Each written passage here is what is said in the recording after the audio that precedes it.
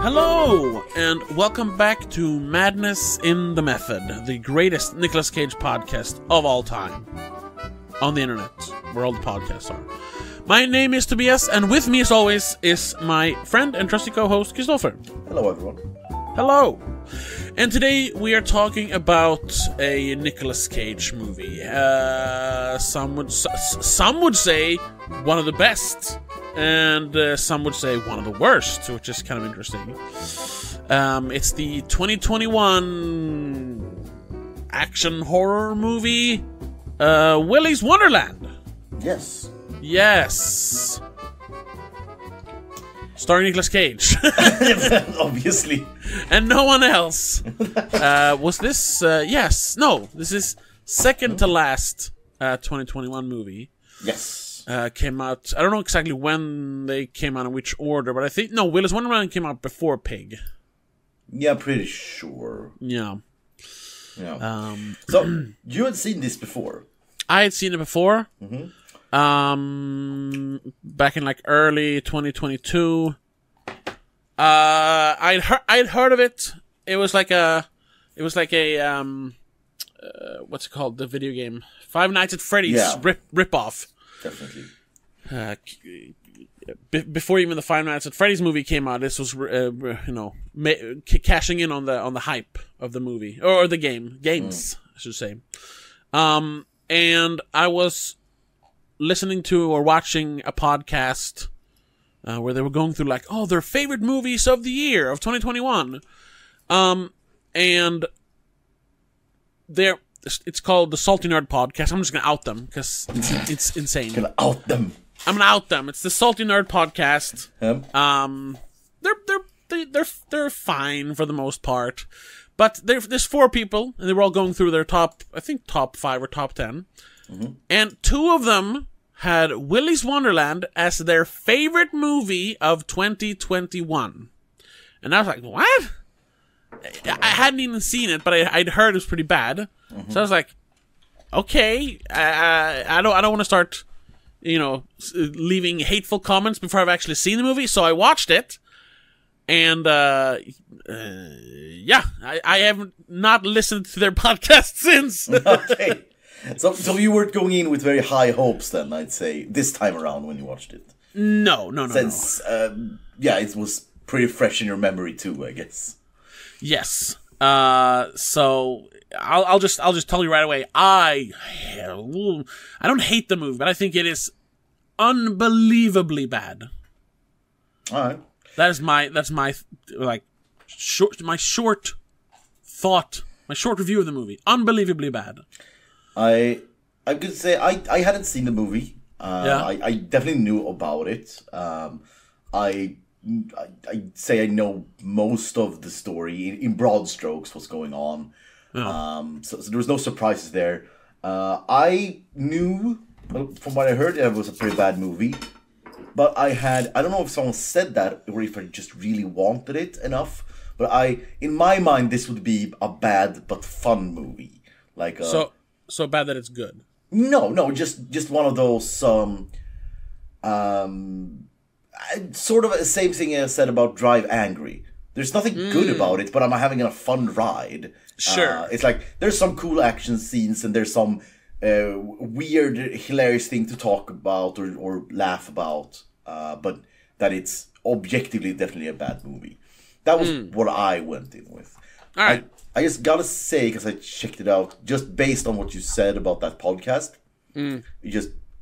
other movies came out 2021, because I was like, maybe it was a bad year.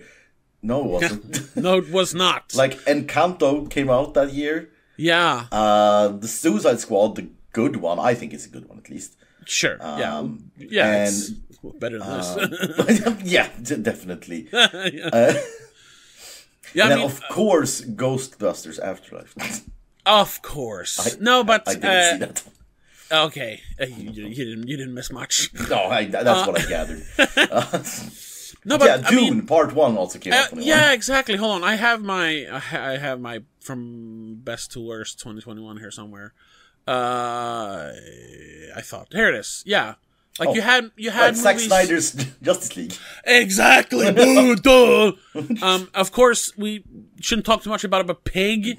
We had The Kid Detective, Judas and Black Messiah, The Card Counter, Red Rocket, even some bigger movies like The Green Knight, or I don't know. I mean, there's so many other movies that are like leagues better than fucking Five Nights at Freddy's, Willy's Wonderland, fucking A Quiet Place Part 2.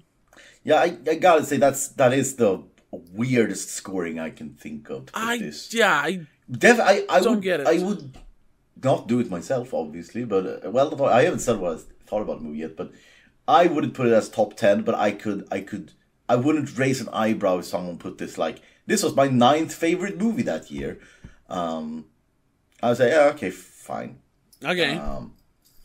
This is an audio podcast, so you can't see me rolling my eyes, but okay. but number 1 is not possible. No, it's impossible. Yeah. There are so many other movies you could pick. Because I mean, it is possible to only see 10 movies in a year. Sure.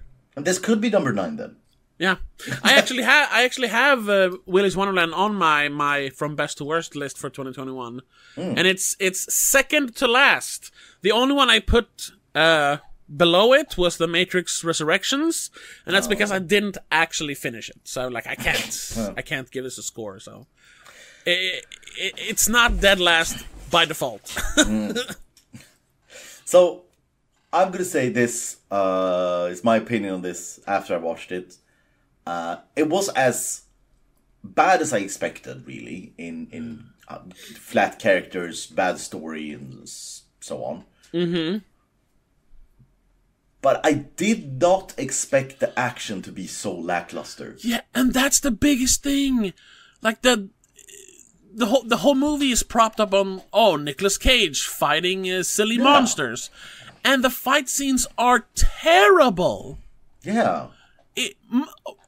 90% of it is just him standing still, punching, like, it's like punching one of those, like a punching bag. It's, the monster's just standing there, not doing any, and putting up any resistance. He's just punching it. And I think it was, if not every kill he did, or at least a big majority, was more focused on, where we film it from, like, the puppets' point of view. Yeah, where we see Nicolas Cage from a low angle, and he punches the camera like 10 times. And sure, that's not a bad shot the first time, but like by the 6th time, no, yeah, exactly. We I don't know what's going on there. Yeah, what were we gonna say? No, I was just saying, we should quickly go through the plot, because there's not a lot of it. Well, it's gonna be quick. Yeah, Nicolas Cage plays a guy. They call him the janitor, but that's just because he cleans up at the place. He's this silent protagonist who's cool with his cool sunglasses and his cool car. And he gets stuck in this little town called Hayesville, where, he gets 2 flat tires. Suspiciously by spikes put out on the road. Okay. And the mechanic says, yeah, I can fix up your car, but we don't take credit card, and no, our cash machine is broken, but maybe you can work it off. How about you go over to this themed restaurant called Willy's Wonderland and just clean up a little mess, and the owner will pick up your car and be here by sunrise. And then we get to see Nicolas Cage clean a restaurant for like 20 minutes. Yep. That's it. And then the puppets come alive, just like in Five Nights at Freddy's. And without questioning it, without even having like a look on his face, like he just starts beating them up. And then goes back to cleaning. There are several montages of him cleaning bathrooms, cleaning kitchens. It's just like, what is this? And then there's this subplot of some kids in the town who wants to burn the place down because of what's going on there. And it turns out there's like a there's a curse, and the puppets are possessed by serial killers, and the town keeps sacrificing strangers to them so they won't attack the townspeople. And that's the whole plot, which is sort of similar. I know very little of the Five Nights at Freddy's lore, because there's so much. But it's similar that there's some, like, psychopath who created the dolls to eat people and inhabit people's spirits, and it's just so weird. Yeah. I don't know how much you know about it. The FNAF lore? Yeah. I think I've seen every video game theory video about it, but I can't say I retained that much information. Yeah, exactly. Yeah. But I guess I know some things. Yeah. Not worth to talk about. No. It's ridiculous. But I think that is there's this two weird choices through this movie. The first one is to make Nicolas Cage this like comically stoic character that doesn't react to anything, who can punch metal, I guess, and he's great at cleaning, and that is one choice that is. Why would you do that, especially when you have Nicolas Cage? There's no reason to have. It is a very boring character. It could work if it was a video game, which I think is something. I think they're trying to make some kind of video game thing here, because it is a rip-off of FNAF. It has to be. And then we have these cleaning.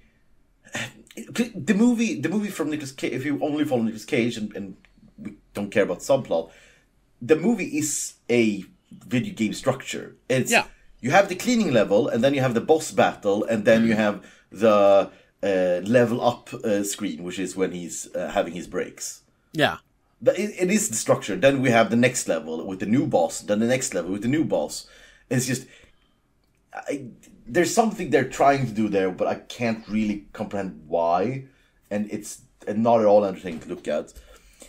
And then the other thing is that we have this subplot who, for some reason, does not get any screen time. Yeah. Or so we don't care about the subplot because we're only told things in the subplot. Yeah, they're two big exposition. It is the exposition plot. Yeah, It's just people walking around and talking.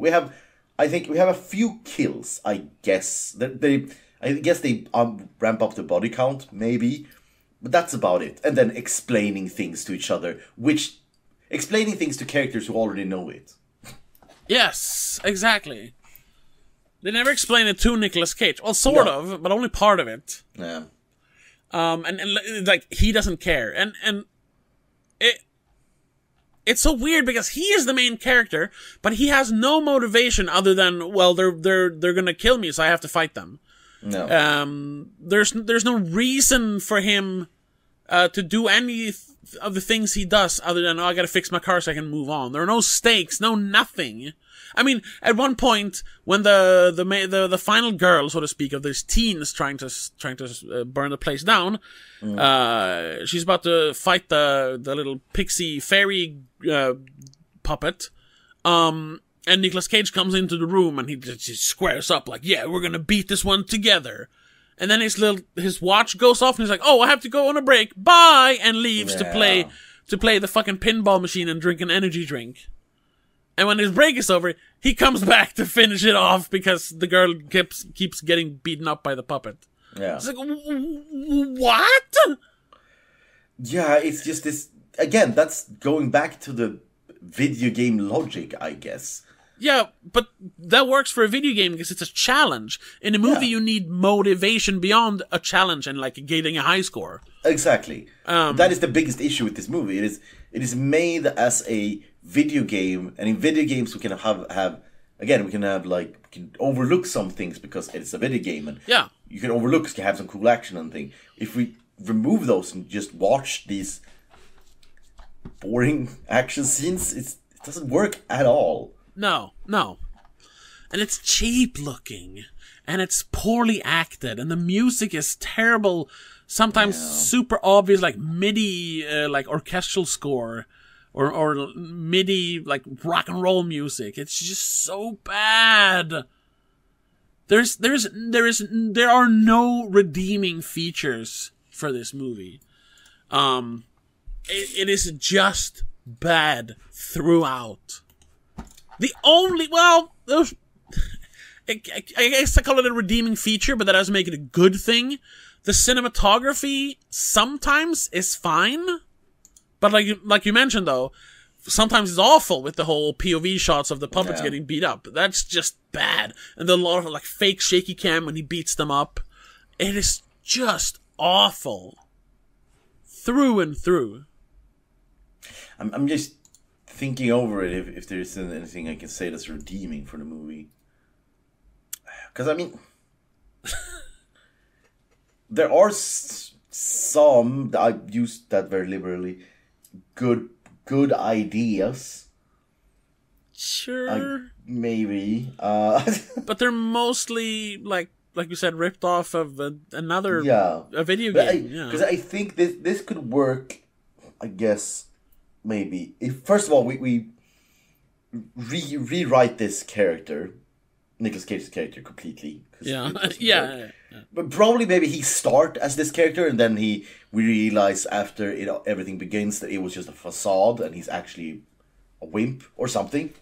Yeah. I don't know, some kind of development at all in the character, and then if it would have been better if he tried to leave. Yeah, exactly. And, I'm out of here, but he can't because he's locked in. Yeah, and now he's trapped here and he has to do the things. He has another mission. He has a motivation. He has to get out of there. Yeah. But to do that, he has to fight the puppets. Yeah, but no, he just cleans and fights them. And also, if we did some good action scenes, and maybe there was some part of the movie, I don't even remember what that was, but it was some part where I really thought we were gonna have a equipping yourself montage. Mm-hmm. Yeah.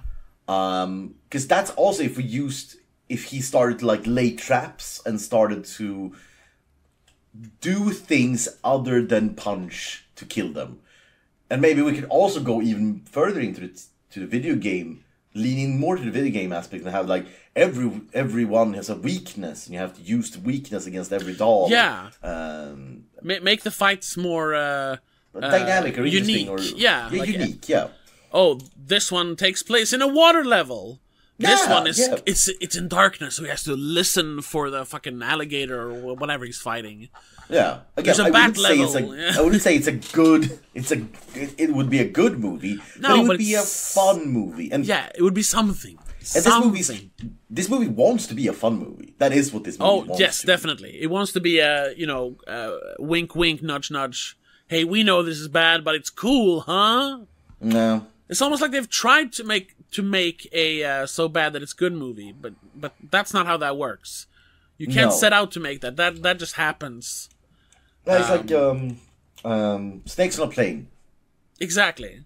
Also one of those movies where they try to make a bad movie and it just becomes bad and not funny at all. Yeah, and that's why nobody talks about it anymore. I haven't heard Snakes on a Plane being mentioned for probably 10 years. Yeah.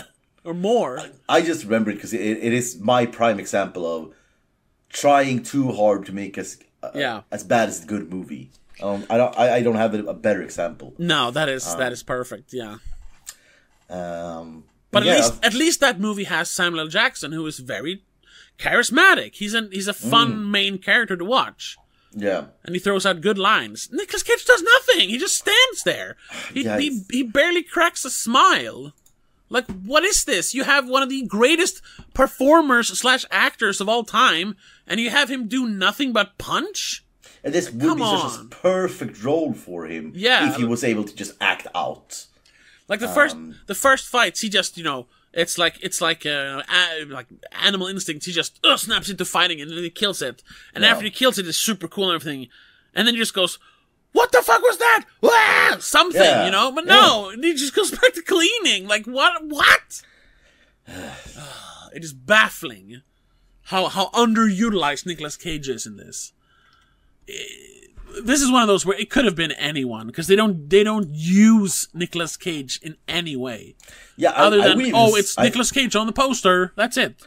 I would say even just based on the movie as is. Yeah. I would say Nicolas Cage is bad for this character. Yeah. Because you are waiting for the Nicolas Cage like freak out or rage cage or his very animated, cartoony guy, the cartoony acting that he does sometimes. Yeah. You're waiting for that because it's Nicolas Cage in this movie. I think the movie would work better if we had an actual like straight-faced actor. I can come up with any. I mean, this could have been like maybe like Vin Diesel. Yes, I was gonna say like pick some half washed up action star like fucking Dolph Lundgren or someone. Yeah. Yeah, or then Vin Diesel. I think the movie would work better. Still Definitely. not work, still not be good, but work better. Yes. Yeah. Because I especially us as a now quote unquote experts in Nicolas Cage, I'd say.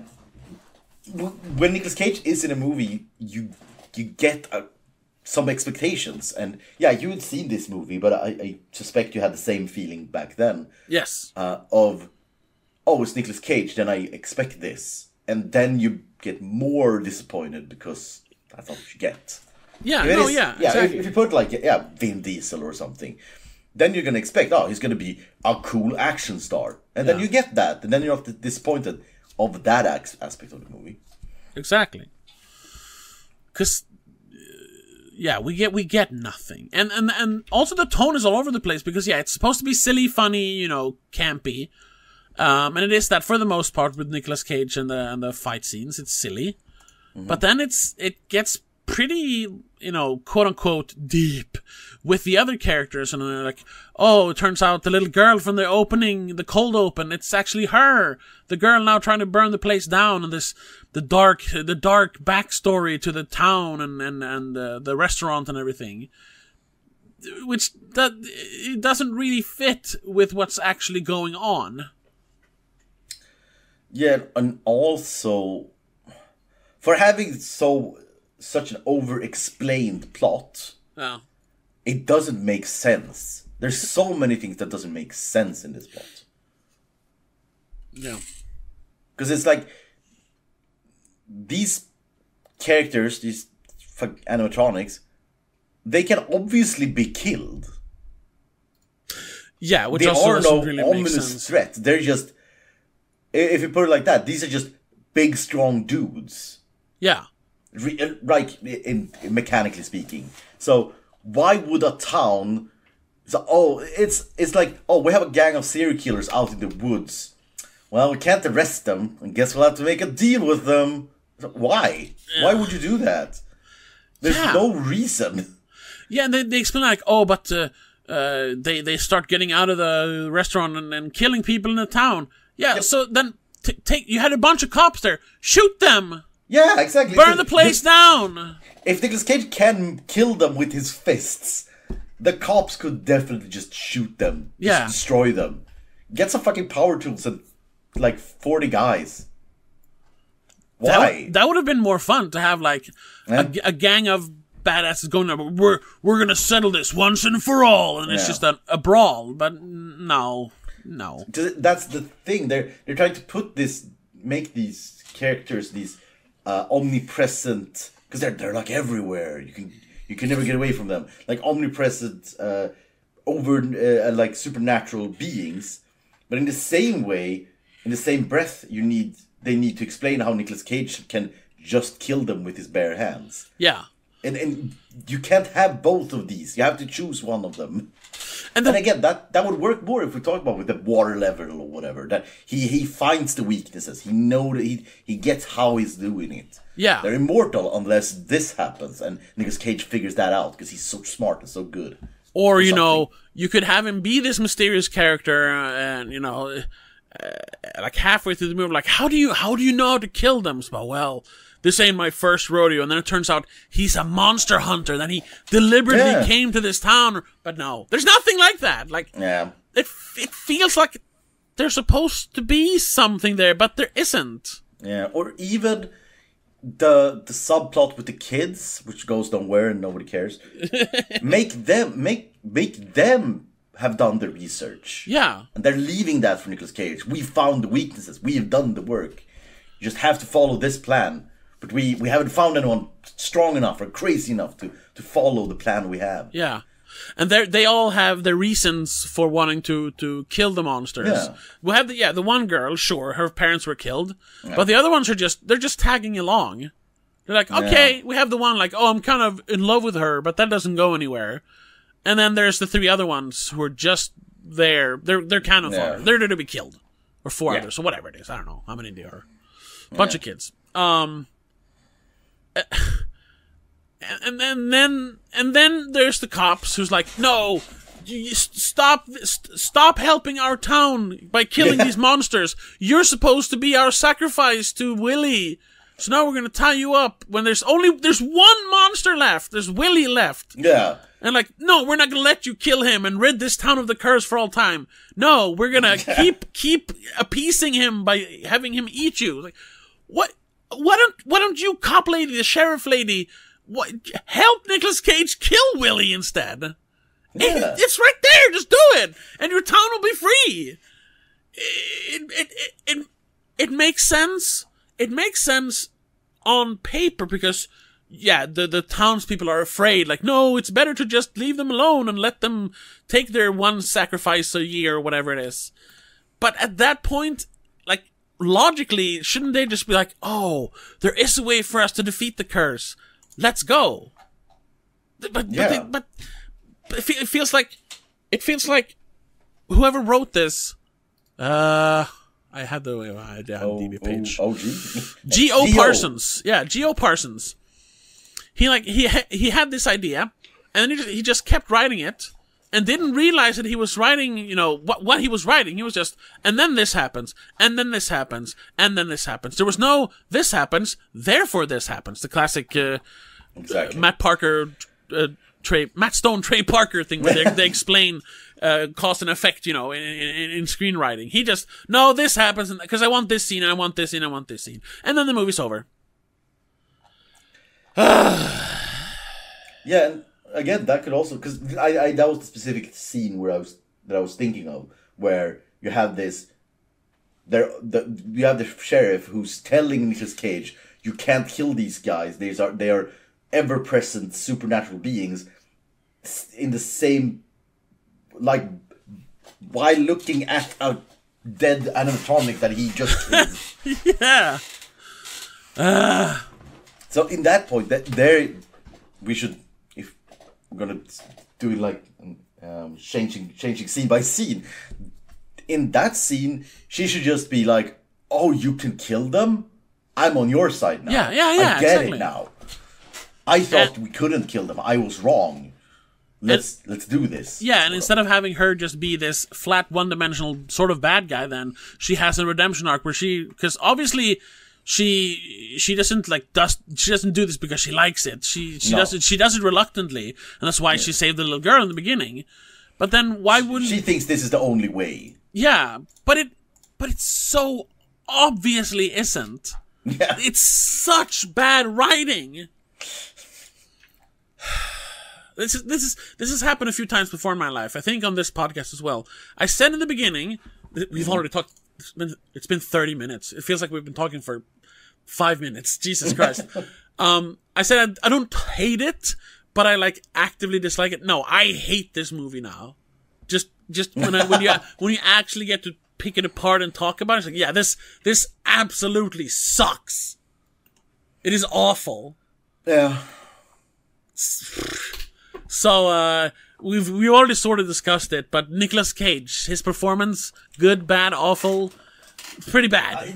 It is. I would say it was a very okay performance for anyone else. It is one of the worst Nicolas Cage ever done. Yeah, but that is because we have this expectation of we know what he can do, especially what he can do in this role. Mm-hmm. Which makes this just awful. I'd say definitely one of his worst ever, all time worst. performances. Maybe I'm being a bit of an apologist since I'm a fan, especially after all this. But it's also it feels mainly because of the bad writing. He has nothing to work with. Yeah. No, he's not supposed to work with anything. Yeah. The character is written to do nothing. Yeah. And to take an act. Again, I don't blame him in any way. No, not really. Yeah. This is not on Nicolas Cage. You know what? I blame him for taking the role. Yeah, fair. He should have just said no. Yeah, but beyond that, Yeah. I don't blame him at all. No. But it's still one of his worst performances he's ever done. Yes. Even though that is apparently what the director wanted. They wanted a bland cardboard cutout of Nicolas Cage. Yeah.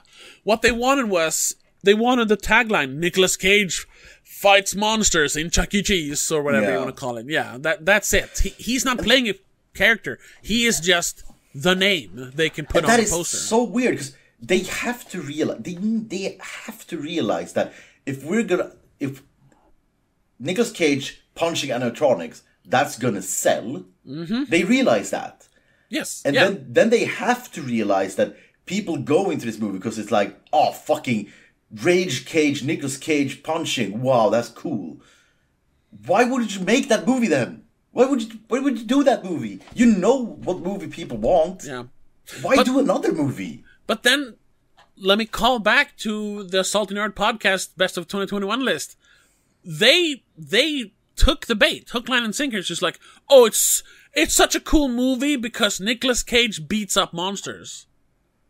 And I'm sorry, looking at the Metascore, this has a pretty good Metascore for a late career Nicolas Cage movie. This has a 44 Metascore. It has some good reviews because people just, oh well, it's Nicolas Cage beating up animatronics. Unfortunately. Yeah, and I get that. That sure, people are gonna get that, but the people who make the movie, they understand that it is the Rage Cage people are after. Some audience members don't know what Rage Cage is. They just think he's crazy. They don't appreciate him like we do. Exactly. But why not just make him Rage Cage? Make him ad-lib. Make him do whatever the fuck he wants. Yeah.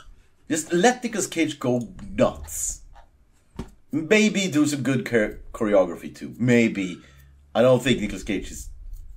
I don't know how good he is at that improving choreography, but just let him go nuts. Why not? Yeah, why not? Why not use him to make your movie better? Yeah. You have one of the greatest tools for entertainment in your movie, and you do nothing with it. Yeah. Yeah, it is just awful. But it still managed to get, I mean, it has one review that is an 8 out of 10 from the playlist. The short little thing just says, no, it doesn't make much sense, but holy shit, it's a wild ass ride. No, it's not! It's not! It's not wild anywhere! That's the same thing. That feels more like people reviewing the premise than the actual movie. It's sort of like, last episode, right? Prisoners of the Ghostland. Yeah. Where people are like, yeah, the idea is awesome. Yeah. And then that's where they stop. Like, but look at the movie, it's not good.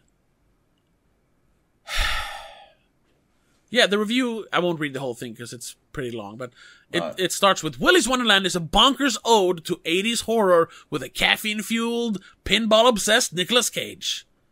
Yeah, that's like 1% of the movie. The rest is garbage. Oh, and it actually said, what? This is from a professional reviewer. His first line after the intro text is, first, it must be said, Willy's Wonderland, grotesque and gore-filled, is not a good film. Then why did you rate it so high? Then just give it a 5 out of 10 and say, yeah, it's a terrible movie, but at least you can have some fun with it. Don't give it an 8 out of 10. It's like the same score you give Dune, a real movie. Going back, we said earlier, I couldn't find anything good to praise. Uh-huh. I think I actually, weirdly enough, it's such a letdown because what came before, but I think the ending is pretty good. How much of the ending? Just the ending where he leaves the restaurant and he's pristine and he jumps in his car and the girl jumps in and then they go off. Yes. Just that part is pretty good. It's is it Don't Stop Believing? No. Song. No, yeah, they play Freebird, which helps a lot. Freebird is. That does a lot for that ending, yeah. Yeah, no, it's a perfect song. It's just like the ending is really good. I wouldn't say great at any point, but this is how you wanted the movie to end. That he defeated the things. He cleaned the restaurant, which is fun that he actually did it. Yeah, sure. And then he just goes off and goes to his next adventure. I like that. Yeah. So the ending is good, and I am wondering if that, because we talked about that before, that people can really change their opinion because the last thing they remember is the ending. Yes. And that's why people give it a high score. Yeah. Maybe. And it's in that way it is a cool, like, cathartic, cool, badass, hell yeah ending. Yeah. And it would be, if I cared about the characters, it would be a great lead into a sequel where now there's 2 monster hunters. I would be down for that if I gave a fuck about the characters. Yeah. I don't. So I don't want to see another movie with these quote unquote characters. Do we have anything more from the viewer's side? Let's see. Variety gave it 7 out of 10. Willy's Wonderland has the garish stop-and-go rhythm of an 80s slasher film, and I mean that as a compliment. It's a gore fest to relax to with a can of punch, which is the drink he's drinking. They also make a big deal out of that, but it's just a made-up energy drink. I don't get it.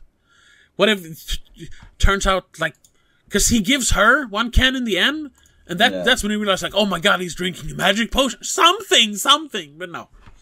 And then there's a bunch of middling reviews, but a lot of people, like Empire, esteemed the movie magazine, gave it a 6 out of 10 by Nick DeSemlian. He's a good critic. He says, "Come for Nick Cage fighting a robot alligator with a mop." No, why? And then stay for some inventive licks on the Dead by Dawn horror movie template. He's comparing this to Evil Dead 2? Like, shame on you, sir! Yeah. Oh no, my god! Though the other characters are nothing to shriek about, he says. Yeah, exactly. Yeah, the characters. Sure. Meat sacks to be murdered is what they are. And a bunch of middling ones, and then the worst reviews it has is 2.25 or 2.5 out of 10 scores. RodRebert.com, Brian Tallarico says, Willy's Wonderland feels like a movie conceived during a drinking game. Yeah, exactly. It's a cool idea. A few people had a few too many after a few rough days and dared each other to come up with the most ridiculous concept they could get produced. Yeah, the concept, the 30-second elevator pitch for this movie was probably amazing. It's just that the actual movie is terrible. And then the last review from Consequence, I don't know what that is. Literally every ounce of entertainment value you can get out of Willy's Wonderland comes from thinking about the premise itself. Exactly. What if Nick Cage fought demonic versions of the mascots from Chuck E. Cheese? But the budget and talent around Cage just wasn't there, which robs Willy's Wonderland of even the dumb, modest thrills promised on the packaging. Exactly, yeah. Cool idea, terrible execution. This is, yeah. Which, that is the movie. That's what it is. Cool idea, and then they do nothing with it. Yeah. I mean, he mentioned that it's an idea people came up after having too many drinks, and like daring each other to come up with dumb ideas. That's literally I just thought of. There's a movie called Commando. You probably know it. The Arnold Schwarzenegger movie Commando. Oh yeah. Yeah. That movie was literally thought up by the director / producer of the movie, director and producer of the movie, while they were doing lines of coke at the Playboy Mansion. And they were like, yeah, this is a great idea. But then they actually delivered on it. That movie has like a breakneck pace, amazing action scenes, and it has, they utilize their star, Schwarzenegger. They don't give him a lot of lines, but the lines they do give him are great one-liners, and, he has the charisma and the presence, and that's what they build their movie on. It's a terrible movie, but it's a great thing to watch. Yeah. This is the opposite. It's terrible to watch. Yeah. So on the user side, this movie has a 5.5, which surprised that they didn't give it higher. Yeah. Because as we've said, it's a lot of people obviously don't need much to be entertained. No. But there was one review here which I really thought was really spot on what we're talking about. This movie is almost awesome. Yeah. Unfortunately, the good nonsense, Cage as a mute monster fighter obsessed with pinball, the design of Willy's Wonderland, is lost in the bad nonsense. Cheap filmmaking, lazy storytelling, complete illogic between scenes. I would love to see a better filmmaker, Edgar Wright, James Gunn, Seth Rogen, Goldberg, or even a much worse filmmaker take on a possessed Chuck E. Cheese story. Yeah. But I feel like this might have been the one chance and we blew it. Yeah, I agree. That is really sums this movie up. That with a good director / writer behind the helm of this weird idea, it could be fun. It could be really fun. Yeah. I think the writer didn't realize what he had here. He should. Yeah. Oh, I have a cool idea. No, you have a really, really cool idea, but it takes work to make it work, and they weren't willing to put that much work into it. No. They just thought that, well, we have the premise and we have Nicolas Cage. That's enough. Like, no. Those are 2 tools in your tool belt. You need to use the entire tool belt to make it awesome. Most reviews here are like around 3s and 4s. Yeah. Where people are like, cool idea, but that's about it. Most people mostly give it not 1 because it's a cool idea. Yeah, exactly. Then there are a few like 6s and 7s, which is because, as we talked about, they're like, oh, it's so entertaining. Sure. I'm glad they find it entertaining. Yeah, good for them. I wish I could be that ignorant. And I found this one 10 out of 10. Oh. Which, it really feels like, I don't know, the energy is, oh, you just don't get it, man. Mm-hmm. You don't understand. Mm-hmm. The review is, it's a joke. The movie has no intention of being anything but what it is. Nick Cage fighting robots for an hour and a half. And it's awesome. Yeah, but we've talked about that. 10 out of 10. Yeah, we've talked about that as well. That doesn't excuse the bad set design and bad acting and bad directing. A bad fight scenes. Yeah, exactly. You can't just, well, it's supposed to be bad. But you set out to make a bad movie? Yeah. No. You can set up to make a dumb movie, but you still have to make it fun and good for it to be enjoyable. Yeah. Yeah. So I think this felt like the fastest episode ever, but we're almost at 45 minutes. So yeah, I think we can start rounding it off there. Yeah, I think so. Most like 20 of these 40 minutes is just us repeating the same thing. Exactly. There's nothing else to say about it. It's just bad. So, what are you gonna give it? It's a 1. It's 1? I won't give it anymore. Yeah, it's a 1. Yeah. I'll get that. It gets a 2 for me because of the ending. The ending was fine. Yeah, sure. It gets an 8. It gets a 2. The last one I gave was Between Worlds. Yeah. Yeah, you gave a 1 on that one, and I gave a 2 on that one too. Yeah, and I feel we're same thing. And then before that, it was the unthinkable / inconceivable, which you liked, and we discussed it. I understood your point of view, but I just couldn't enjoy it. No. I do think maybe this is a higher score if really Willy's Wonderland. If I really think about it, but I'm not gonna give it. It doesn't deserve it. No, exactly. I think that this is also a movie I could definitely. If this was on in the background, I wouldn't go and turn it off. No. I would with a lot of other movies. Between Worlds, for example. Oh God. That's yes. I would, because that's boring. Actively turn it off. Yeah. Yeah. This is so inoffensively nothing that it's just is. And so I think it's actually probably not 2, but I'm gonna give it a 2 anyway. So that was Willy's Wonderland. Yeah. The second of 3rd movies Nicolas Cage released in 2021. Next week we have the at this point very talked about by you, famously, Pig. Yeah, and also technically, I guess we extended it, but this was, at least on our Excel sheet here, this was the last movie of season 4. Yeah, technically, but I think we extended it to Unbearable Weight of yeah, exactly, because it's called Encore there. Yeah. But I think we're gonna. Yeah. It makes sense. Yeah. So that is so we're closing in to the end of season 4, The Renaissance. There's 2 movies left, which, from what I've heard, good movies, both of them. Yeah. Pig and The Unbearable Weight of Massive Talent. Yeah. So looking forward to it. So, finally, some good fucking food.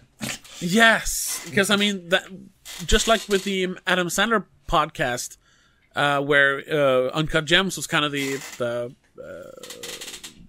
catalyst for the whole podcast. Yeah. What Pig was kind of it for this, wasn't it? Yeah, I think so. Yeah. I think there was I think Pig was the one where we started talking about it when that was released, or when the trailer was released. Yes, I think. yes. And then we had this thought of, how much Nicolas Cage movies have we seen actually? Yeah. Not that many. Not that many, yeah. When you count all of them, yeah. I mean, now at this point, it was not even a 10th. I think I've seen before we started this podcast. This was. Is that true? Is this the 85th episode? 84th. 84th. All right. So it's 84 movies we watched. Yeah. Jesus Christ. Yeah. Yep. Yeah. Anyway, I guess that's it. That's it for this episode. Yeah. So, thank you so much for listening. If you want to follow along next week, be sure to check out Pig. Really good movie. That's all I'm going to say. I'm really looking forward to talking to you about it, because that's one of those movies you can talk about it. Like, there's things. It's been a while. Yeah. There are things, themes. Yeah, it's like a movie, you know. Crazy. Yeah. Yeah. So we'll see. Yeah, and also if I almost hope that I hate it. Just because. No. But I haven't seen it, so I have no idea. Yeah. I barely know what it's about. Yeah. And also, if you want to support us even more than just subscribing on YouTube or following us on Spotify or wherever you listen to this, check us out on patreon.com/don'tmakeascene. And that's it. Until next week, have a good one. Bye. Bye, everyone. Madness in the Method is part of Please Don't Make a Scene. It is produced and directed by Tobias Vedén and hosted by Tobias Vedén and Christopher Billén. Executive producer is Annika Vedén. A huge shout out goes to all our patrons on patreon.com/don'tmakeascene. Mom, Dad, Laura Kinney, Danny Del Gaiso, Christopher Billén, Mac and Mom, and Sika85.